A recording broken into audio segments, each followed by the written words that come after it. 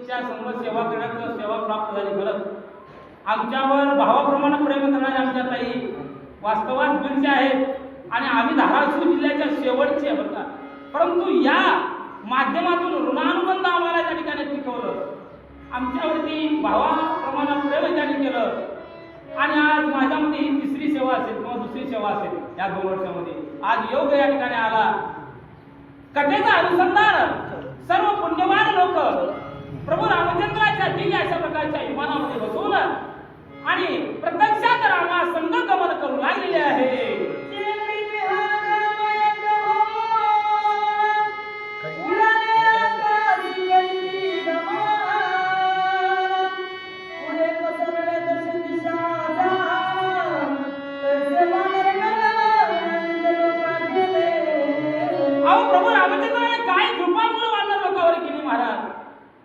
स्वर्गीचं भूषण असे असणारे माझे प्रभू रामचंद्र आणि सत्य लोकांच्या ठिकाणी जात असताना प्रत्येक व्यक्तीला ज्याच्या पुण्य प्राप्तीनुसार सर्वांनाच मोक्षाची पायरी मोकळी करून देणारा हा माझा राम आज या सर्वांना मोक्ष सदनाला पाठवणारा राम त्या ठिकाणी घेऊन झाला आणि त्यावेळेस सर्वांना आनंद होऊ लागलेला आहे.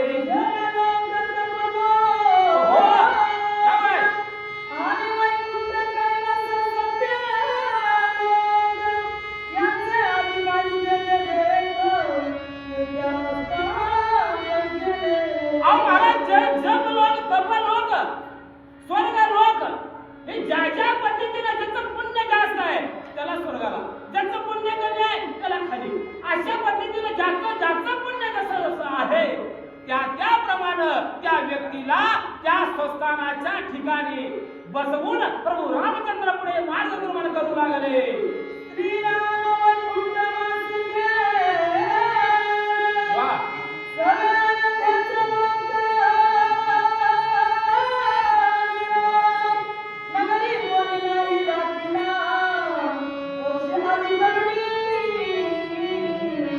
महाराज म्हणलं प्रत्येकाला त्याच्या पुण्याप्रमाणे सर्व लोकांना या ठिकाणी साहित्य पदाची पायरी मोक्षाची पायरी मुक्त करून प्रभू रामचंद्र स्वर्गाच्या ठिकाणी जाऊ लागले. त्यावेळेस सर्वांना आनंद होऊ लागला.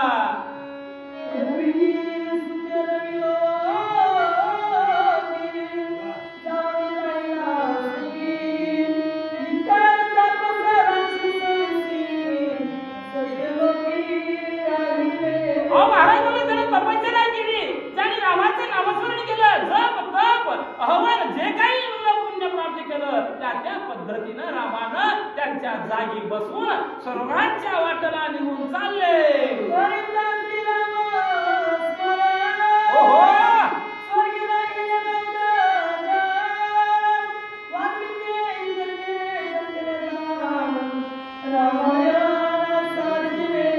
रामायण गुढी अशा प्रकारचं रामायण बरं का महाराज. स्वर्गाला जात असताना रामाने सर्वांना नेलं, सर्वांना मोक्ष प्राप्त करून दिलं आणि त्याने करून आनंद झाला. कारण या जगामध्ये हा ध्येय त्या ठिकाणी ठेवून महाराज काही फायदा नाही. भूकंपात मेले की नव्हत्या, पुण्य केले होते म्हणून मेले महाराज. आणि आपल्याला ठेवलं हे समसंभागाचं. बरोबर आहे का? आपण म्हणतो मेले पाठ केले नाही महाराज. अरे त्याने पुण्य केले होतं, त्याने क्षणाच्या आत वैकुंठाला निघून गेले आणि आपण पाठ करूया म्हणून हे समसंभागाची पाळी गेलेली आहे. खरं आहे का महाराज? अनिल महाराज अशा प्रकारे आपण पुण्य प्राप्त केलेले होते ते लोक प्रभू रामचंद्राच्या विमानामध्ये बसून आपल्या संस्थानाच्या ठिकाणी जाऊ लागले. स्वर्गाच्या ठिकाणी आनंद होऊ लागला.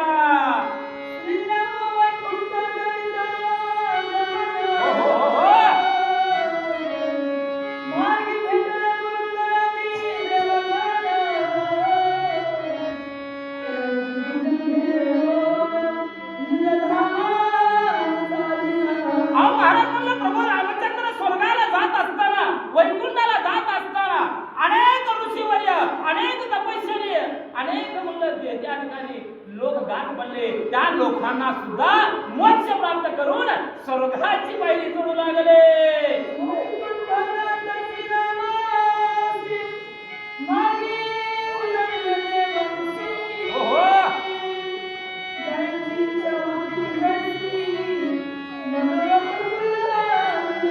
ज्या भक्ताच्या अंतःकरणामध्ये जो मनोरथ आहे ते मनोरथ पूर्ण करण्याचं काम माझ्या भगवंताने केलं बरं का. ज्याच्या अंतःकरणाच्या ठिकाणी जी इच्छा आहे त्या इच्छेप्रमाणे या व्यक्तीला मोक्षाला बसवलं, त्यांना संतुष्ट केलं, त्यांना आनंदित केलं आणि माझा राम पुढे मार्गक्रमण करू लागले.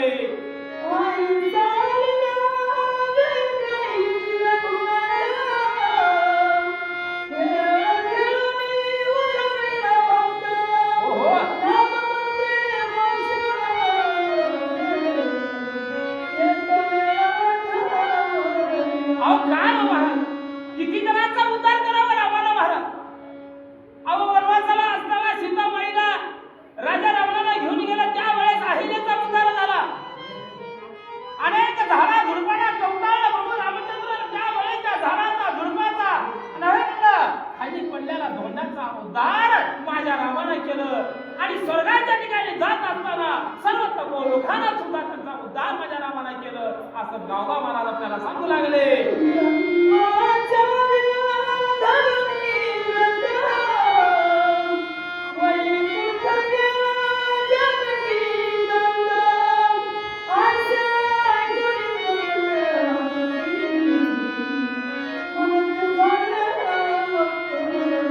महाराज म्हणले सर्व कामाचा बंधाचा जो काय असणार वासनेचा हे बंध जे आहे ते बंध त्याने टाकून वाटलेलं होतं. मला ब्रह्मचार्याला प्राप्त झालेला नाम होता.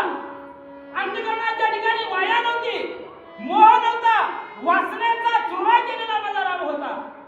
असा ब्रह्मचारी होता. मला वास्तवात आता ब्रह्मचारी म्हणावं लागणार आहे, कारण जगाच्या कल्याणात संतांची युवती ध्येय कष्टवती परोपकारी या उक्तीप्रमाणे रामाने अवतार घेतले, जगाचं कल्याण केले, जे असणाऱ्या व्यक्तीचं उद्धार केला आणि उद्धार करून राम वैकुंठाला जाऊ लागले.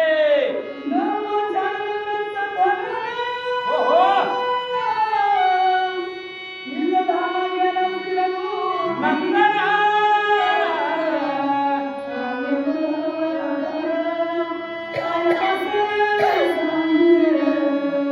ब्रह्मचारी वृत्त धरलेला रामा, एक पत्नी एक वचनी एक वाणी.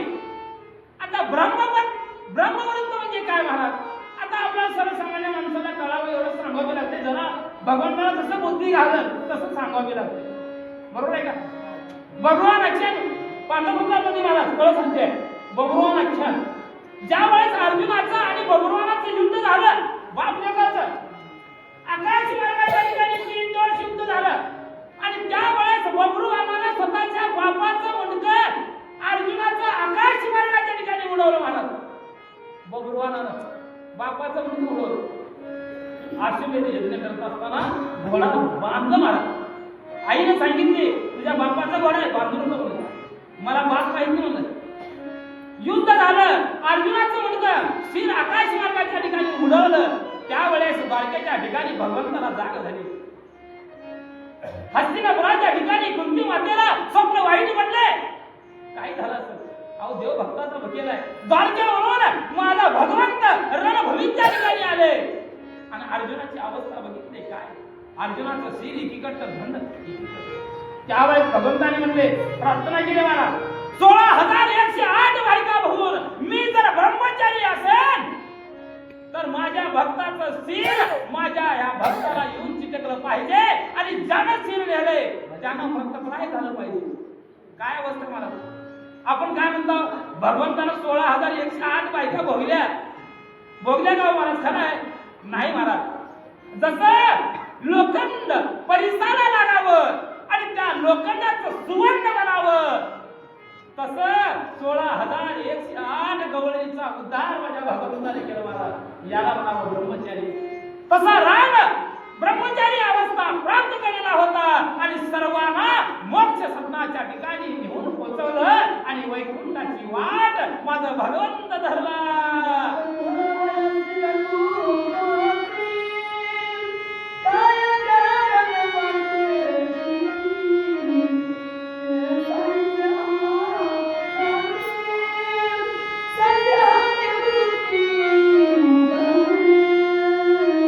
बघा म्हणले महाराज, श्रोत्याच्या मनामध्ये गावबा महाराजांनी काय म्हणले, ब्रह्मचारी व्रत धारण करून राम वैकुंठाला निघून गेले. खरं आहे का? खरंच आहे. मग आता ब्रह्मचारी कसं म्हणावं? काय सांगू लागलं? आम्हाला शंका आहे, आमच्या मनामध्ये शंका आहे. काय बरं असं केलं असेल, काय झालं असं आम्हाला थोडं सांगा म्हणून श्रोते लोक त्या ठिकाणी विचारू लागलेले आहे.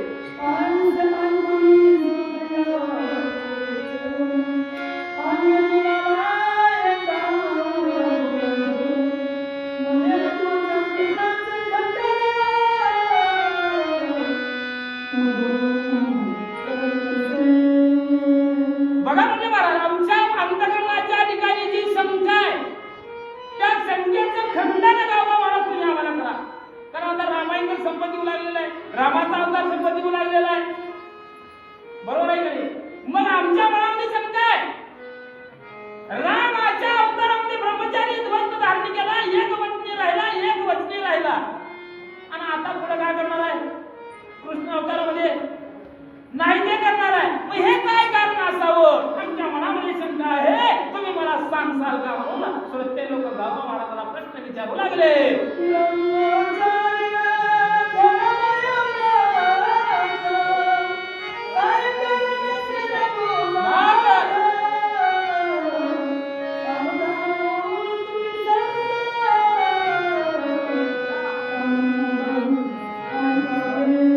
प्रश्न विचारू लागले गावबा महाराजाला, ब्रह्मचारी अवस्था माझ्या नावाची झाली, कारण काय असावं? एक पत्नी, एक वचनी, एक वाणी आणि ब्रह्मचारी अवस्था का बरं झालं असावं? आमच्या मनामध्ये शंका आहे.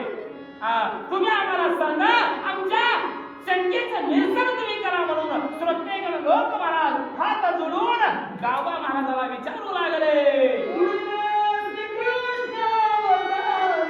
हो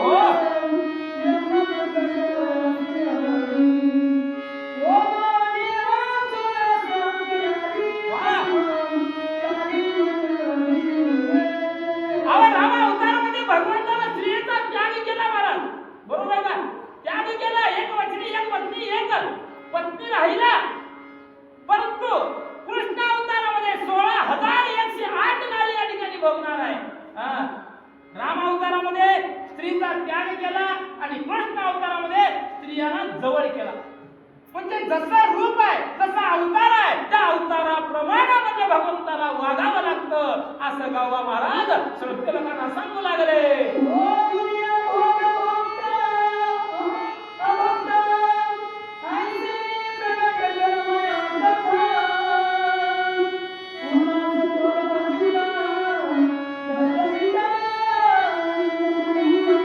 गावबा महाराज सांगू लागले, अरे भगवंताच्या मनामध्ये जर आलं, अरे भोगुनी भोग भोगता, अरे जरी भोग भोगला तरी सुद्धा हा भोगता नाही, असा हा भगवंत आहे.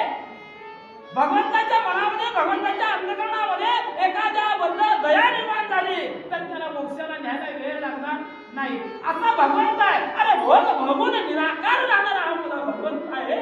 अशा प्रकारचं जे काही शंकेचं निरसन गावबा महाराजांनी श्रोते लोकांना सांगितलं लागलेले आहे.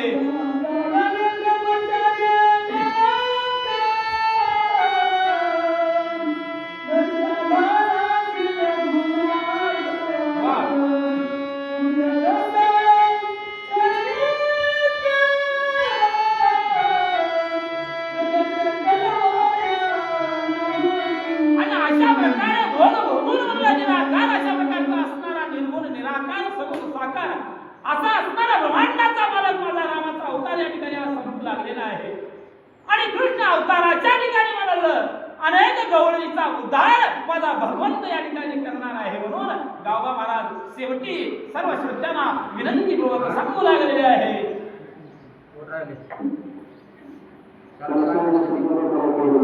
झालेली सेवा सर्व या गावच्या रामभक्तांच्या चरणी अर्पण करतोय, गणपतीच्या चरणी अर्पण करतोय आणि या सेवेला मी पूर्ण विराम देतो.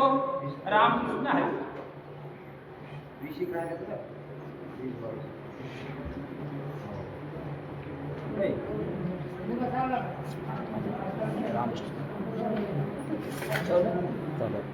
रामकृष्ण